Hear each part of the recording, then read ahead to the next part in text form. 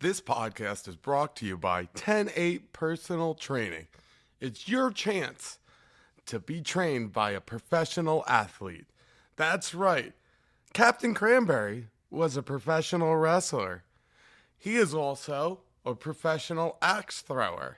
He also is a professional disc golfer.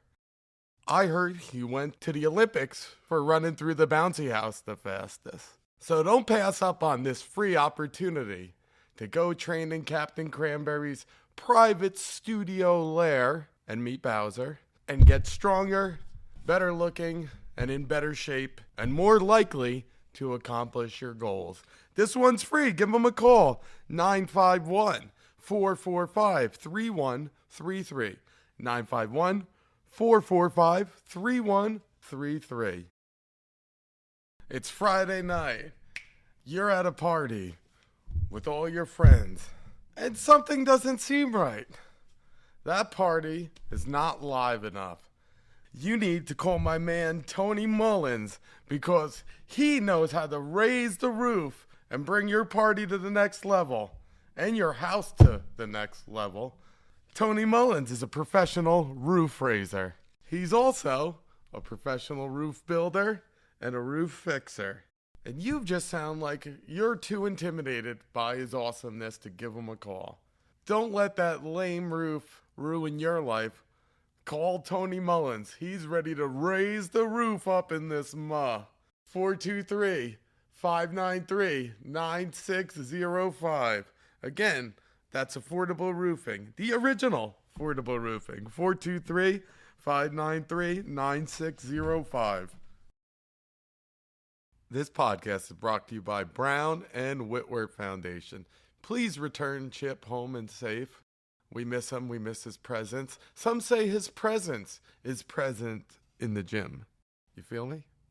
Brown and Whitworth Foundation.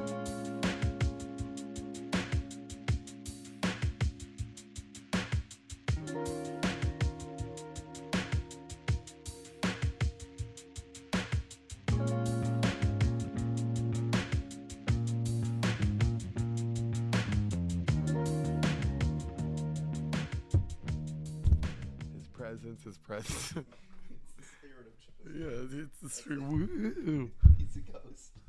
Welcome to the Militia MMA podcast. I'm your host, Tom Galicchio, and back by popular demand, I should say tompular demand, we got one of our favorite guests, Tom Galicchio.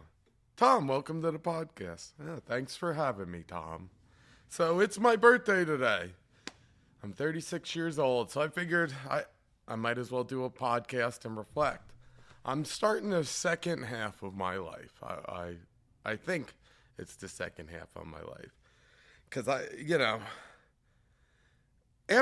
figure after 70, maybe 72, I'll probably lose my mind a little bit. Because I've fought for so long, and you see people, they get old. Pat's 62 and losing his mind. So if I could make it to 70, that's like my competent years. And then after that, I'm probably going to be Stephanie's burden.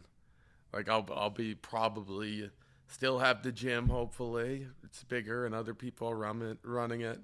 And I'm just coming in and being a burden and getting confused and angry. And then Stephanie's just got to deal with me for that second half. Or she could always leave me and just take the stuff. That's always an option too. But I'll be 70 and I won't even be able to remember it. So it'll work itself out. So 35 more years. So now, what's different? Well, now in the second half, I would say pooping's a lot harder. I used to be a celebrated pooper. I would sit down, and within seconds, a giant chocolate wiener would just fall out of my butt. And so big and so efficient. And then that was it. I could go on without my day. Now I gotta make plans, and it's a little harder, and you gotta eat your fiber. and take your Metamucil. So pooping in the second half is much harder. So eat your vegetables, kids. Corn is your friend. What else is different? I'm a little more sore. Not as fast.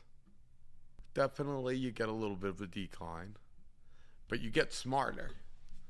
Like my 20s, I think of that person. I think of who I was in my early 20s, and I'm like, ugh. Sure, everybody feels that way. Go see what you posted on Facebook when you were in your early 20s. Nothing will make you cringe more than that. Just a good reminder of that. How dumb you were once and ignorant you were once. I've been told I play old people music in the gym. Mary's been just throwing hate at me, saying, this is old people music, coach. This is old people music, coach. I never heard this before. I was like, you don't know who this is? This is the Digital Underground. They're hip. You know, Tupac, he's in it. He's not old. And then it just like hit me. Tupac was probably dead before Mary was born. Yeah, he was. And then Shock G just died, so like half the people in the song are dead.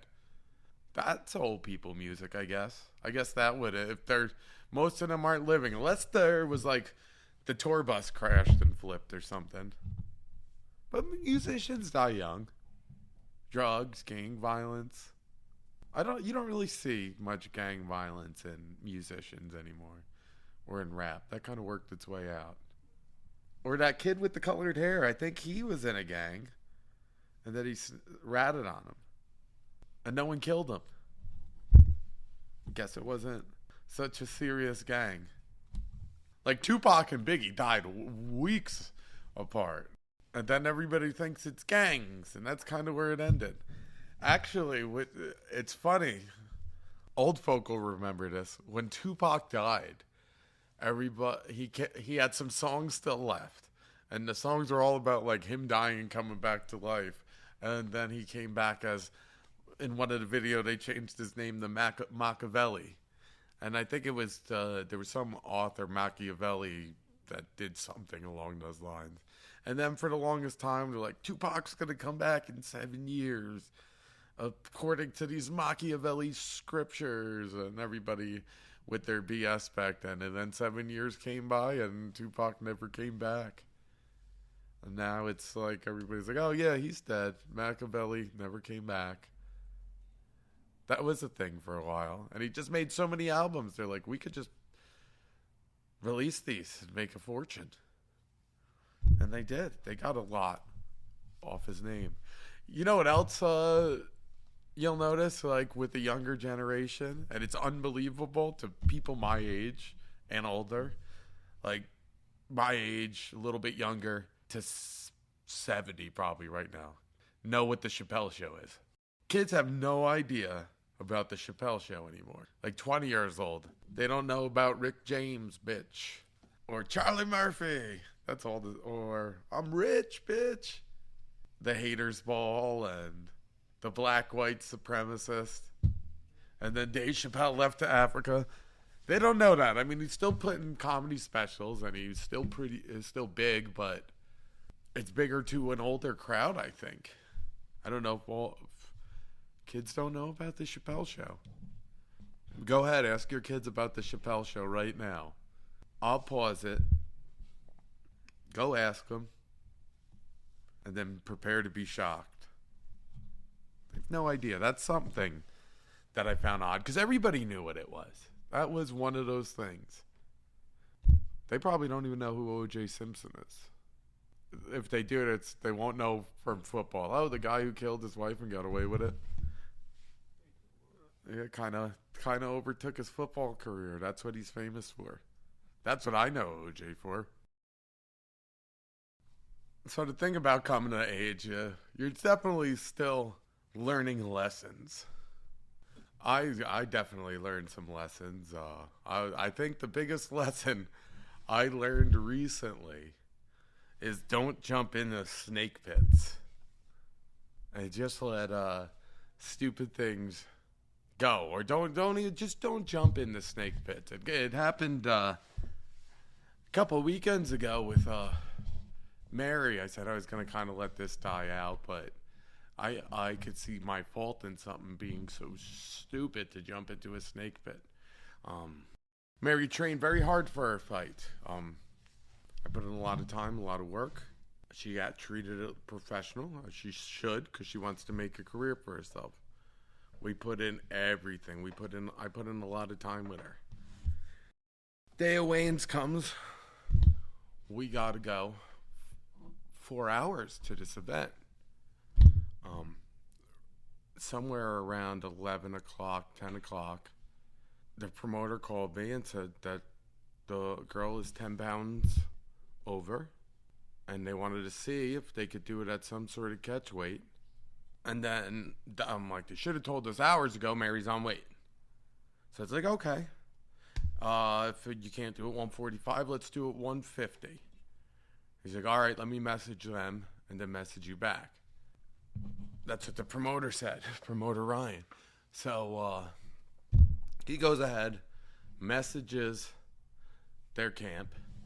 Their camp comes back and be like, no, she's not going to cut any weight. Now, if we knew she wasn't going to cut any weight, they should have let us know 3 days earlier, 4 days earlier, when it was apparent they were going to make no cut. They should have let us know. You can't play the victim. If you forcibly let the opponent dehydrate themselves and starve themselves so you get an unfair advantage, that's a setup.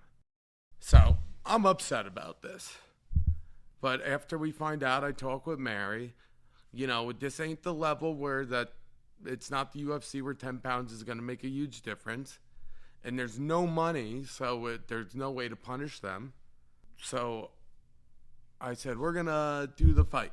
We're in. And then the promoter's like, oh, I canceled your hotels because I thought you guys were going to say no. I was like, no, we're on our way. Book our hotels. So he books us one night each. Mary was supposed to have 2.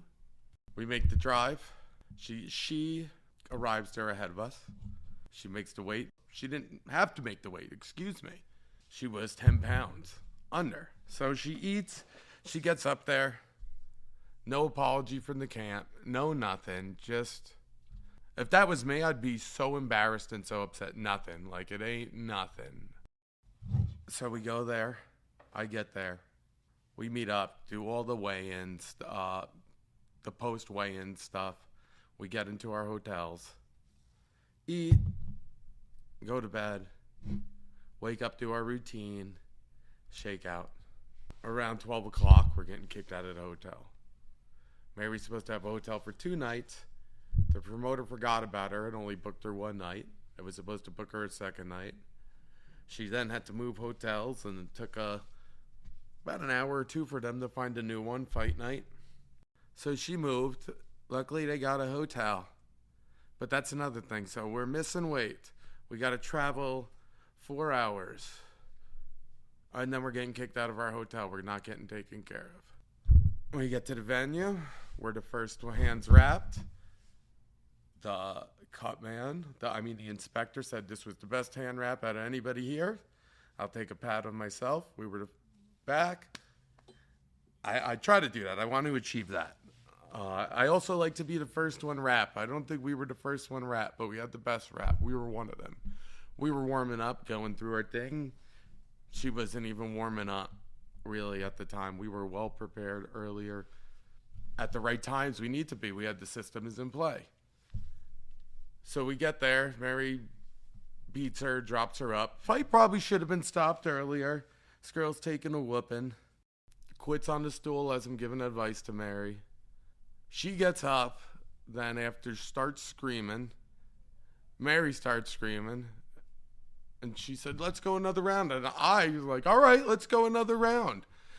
Why are you stopping then? Mary's upset because she didn't finish what she started. She wanted to whoop this girl a little bit more. And this girl's quitting on her after all she'd been through. And then the coach storms across and then pushes me.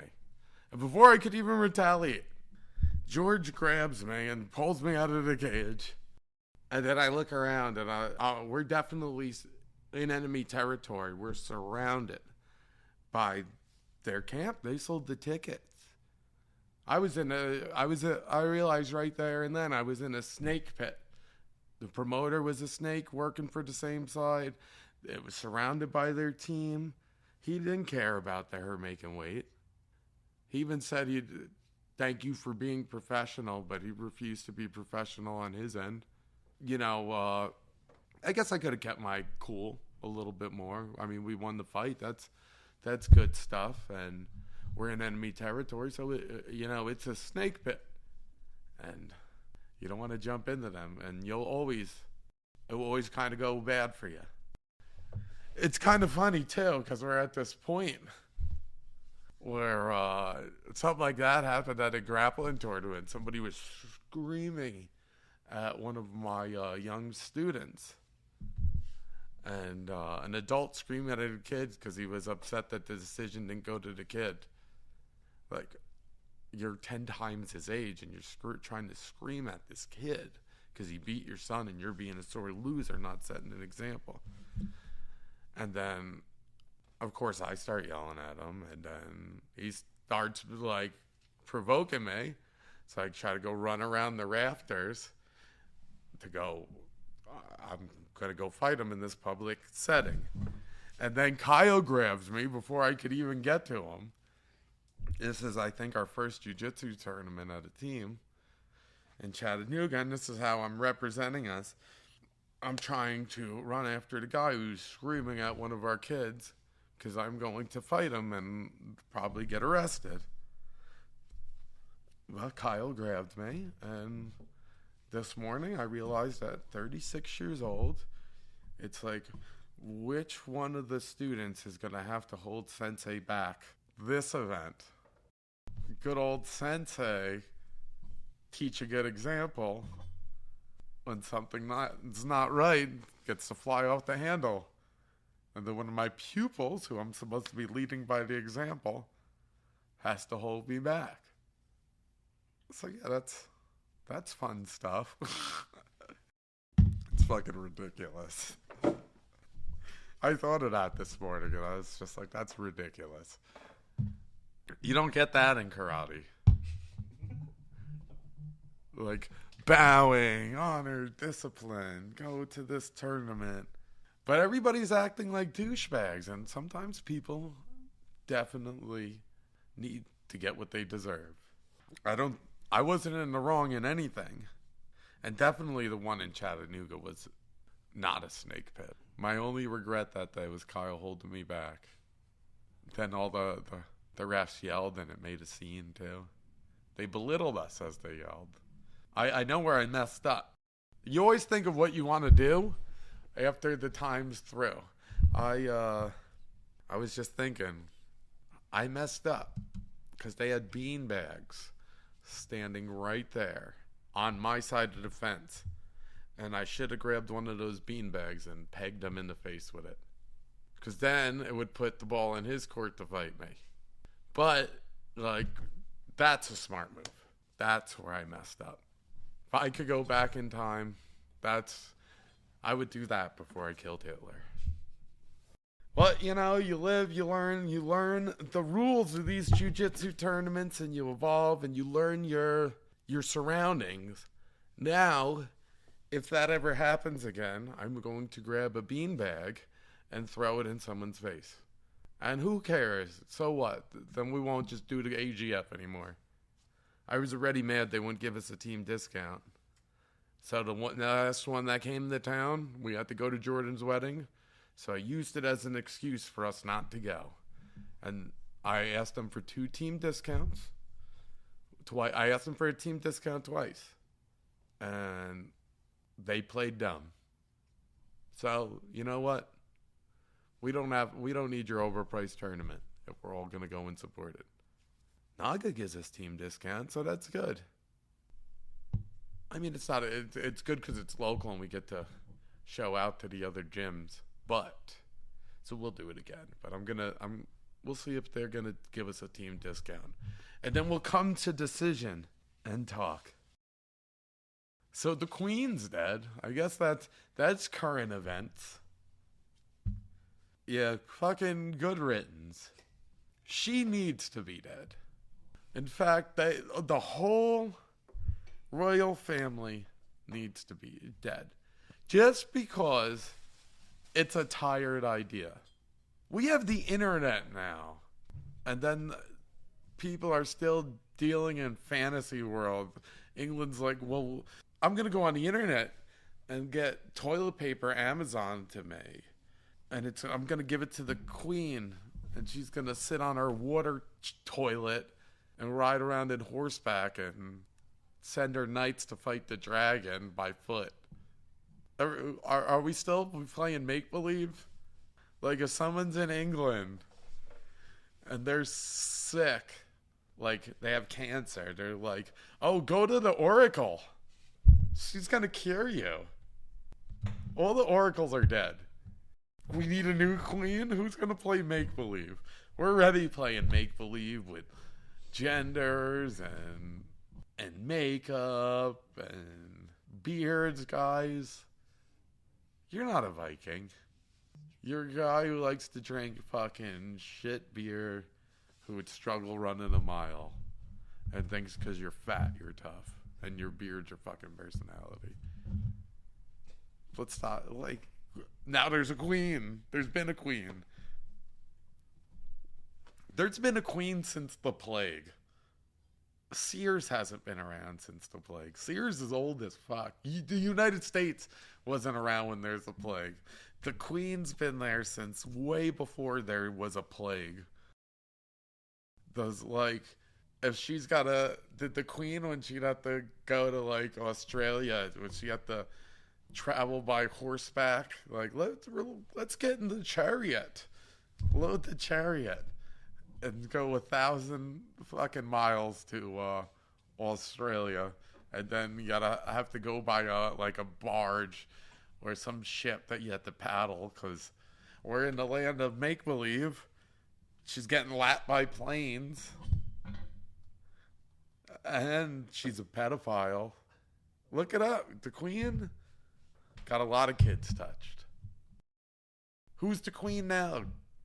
Prince Charles? Is that his name? Prince Charles is the new Queen's dad. Now Prince Charles is the new Queen. And he apparently liked diddling kids, right? Was he the one? Yeah, Prince Charles. He's like, what? I was just playing the trumpet. Good. Get rid of him. What are you, taxing fucking Lipton iced tea to fund this? The royal family. Everybody else is peasants. Do you still have serfs and slaves over there? But it's okay because you're the royal family. Do we got any royal families? I know, like, Saudi Arabia's got royal families. But, like, you got to think a lot of Middle Easterners live in the past. You know, the desert. They still have old ways, so I get them. The sheiks and stuff. England's modern. Their police don't even have guns. I think they just got swords and fucking shields. But nobody wants to fucking go. You never see them when you're in England either, because nobody wants to fight crime with a sword and a shield. Yeah, so, like, good riddance. She's fucking 90.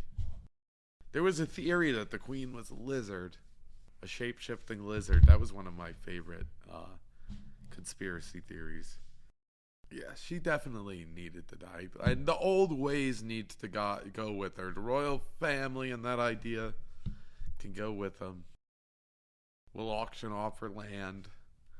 Bill Gates will fucking probably buy it too and own all of England. Just like him and African American Rock are just buying everything up around here. What's good, what's bad. Fuck it. It don't matter. We'll buy it all. We print the money around here. I'm fucking sick of pop culture, too. Second half, pop culture could suck a fat one. Fucking social media, too. It's like a necessary evil. I wish there was a way to use Facebook but not see any feeds.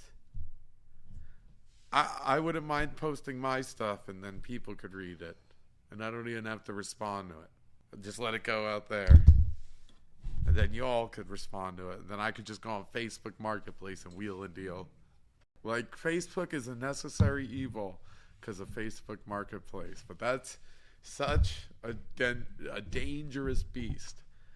Because you start going on Facebook Marketplace and then you're like, wow, look, there's this 40-year-old fire truck for sale. How cool is that? It's $2,000. I don't want to lose any money. I got to get this. Why? In case there's a fire, maybe I could start my own fire company. Like, you could call 911, or you could call this 10-digit number, and I could come to you and see if I could beat them in time. But we'd have to charge. Or if there was two fires, the East Ridge Fire Department could call me up and be like, "Could you take care of the smaller one?" Or at least hold it down till we get there. We'll put a big one out and then get to you. And then all the firemen would be pissed because my company's making more. Maybe start the Uber putting out fires. You just get some guy with a bucket out there. Or like fucking a super soaker. Oh yeah, I'm sick of pop culture. And the social media makes it worse. And it's like anxiety. It's also like instant gratification, satisfaction. It shows everybody taking wins when most of life is lost. So jealousy, it's like all the deadly emotions can be triggered through social media. Although it's like, there's this one Puma, this cat, and it's crazy. And it's wild, and somebody owns it. And it's just awesome. It's Puma something. And it definitely belongs in the wild. And that's a cat that's a best friend, like a house cat. And it looks like a Ferrari next to like a Honda Civic. Puma Caracal. You'll see if you look at this thing. Follow this cat. That's the epitome of like good social media. Although like I could see it bringing out bad emotions or bad feelings too, because the thing doesn't look that friendly. And a part of me inside, deep in my heart, wants the thing to kind of attack the owner a little bit. I don't know if he's a bad guy, but this thing's always hissing at him and showing its fangs. And a part of me just wants to see it gone. Cat's gone wild, But there's, what's it called? Everybody's going nuts now. Making, like, overplaying the fucking text messages from the guy from O-Town or some shit. Maroon 5. Of course, Bobby knows who it is. Yeah, like, everybody's just, like, putting their face and then just his boring text. Everybody's bad at making jokes. That's like, when you don't know how to be funny, you just try to quote funny quotes from movies. Because you're not really good at making a joke. Oh, I hope people don't feel attacked by that one. Right through you. It's like, don't rely on the movie quote. Say something stupid and then learn and evolve. Don't fucking quote Step Brothers. So everybody's going, this guy from the Jackson 5. Bobby fucking knows who the guy, he's like, no, it's Maroon 5, bro. He's like, look at these keyboards on my fucking hands. They're not even like a good band. This is probably the most attention they've got. Like, that's why pop culture sucks, because everybody's making a bad joke. And then thinking they're fucking Chris Rock. And like Maroon 5 doesn't deserve any attention whatsoever. This is why COVID became a thing. Because of this mentality. Like, everybody jump on board and put their fucking face in there. And they're doing their own Def Comedy Jam. It's fucking stupid. Like, everybody's on board. Yeah, she's fucking messaging you. You're not even fucking good looking. He wouldn't send you that. Actually, funny. I was on the Instagram, and I saw like a comedian post something like that, and I was like, whoa, this guy's must have made it big. This guy from fucking NSYNC's fucking messaging him. It's like, that's cool. He said, like, it sounds pretty positive. A little off, but a little positive. And then I was like, oh, it's the next thing. I was like, ugh. Low-hanging fruit. Gross. You could fucking... you know what I learned? That fucking, from the first half of being 35, you could fucking shove so much low-hanging fruit down your fucking throat, then you'll just fucking shit your pants. That's a lesson. That's a lesson. I'm missing a couple words there. You guys could put it together, but I felt like it was a saying, and I thought I could slap it together. Yeah, it's... The joke's there. You guys just need to help me put it together. So I think I'm going to run a promotion, a contest at the gym. I'm announcing it here. I'll make it official.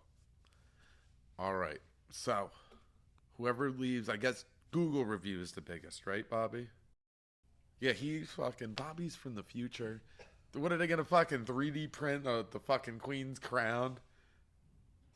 And so she could fucking play make-believe? This ain't fucking Barbie's Island. Sorry. Like, what's going on? We're going into space. Let's bring the queen to space. We're going to put rockets on her chariot. So we're running a contest. I need Google reviews. I need good, heartfelt Google reviews. You could go a couple ways. They got to be good, though. If you I appreciate some of it. Like, here's one of the young ladies in ladies class said, I originally took the free week trial to get my ex-boyfriend jealous. I ended up really loving the place, so I joined up. That is a 5-star Google review. That would be, it's honest, and it's hysterical. So whoever you are, if you post that, you would definitely probably be one of the top with something like that. Because first of all, it's genuinely honest, and then it's like, so I really appreciate the honesty. I did this to make my ex-boyfriend jealous, and I ended up really liking the place and the people. So I joined. That's so honest, and it's a compliment, and it's also true and funny. It's like funny because it's true. So if you post that, young lady, you will definitely probably be in the running for one of the top. There's a few. Zach wrote a very heartfelt one and honest, and that's the way to go too. So don't just try to be funny. If I got a page full of funny reviews, that would just seem a little odd. I don't know what it would bring. Zach had a heartfelt one, like I mentioned before. So the grand prize is going to be, I'm going to cover a month of dues. If it's a family rate, it won't be a month of dues, but I'll cover a single membership worth of dues. There's a few other prizes. I don't know what they're going to be yet. It starts now, though, but if you already made a review, it's still good. It still counts. So start getting your Google reviews in. Check out ours for examples and get them in. I want you guys to help me get that up. And I'll help you guys by giving you stuff back. We got new shirts coming. Maybe I'll throw in some shorts. Maybe I'll go get a massage gun, a TV. We'll figure it out. All right, guys, this has been the Militia MMA podcast. Thank you guys for tuning in. We'll catch you guys next week.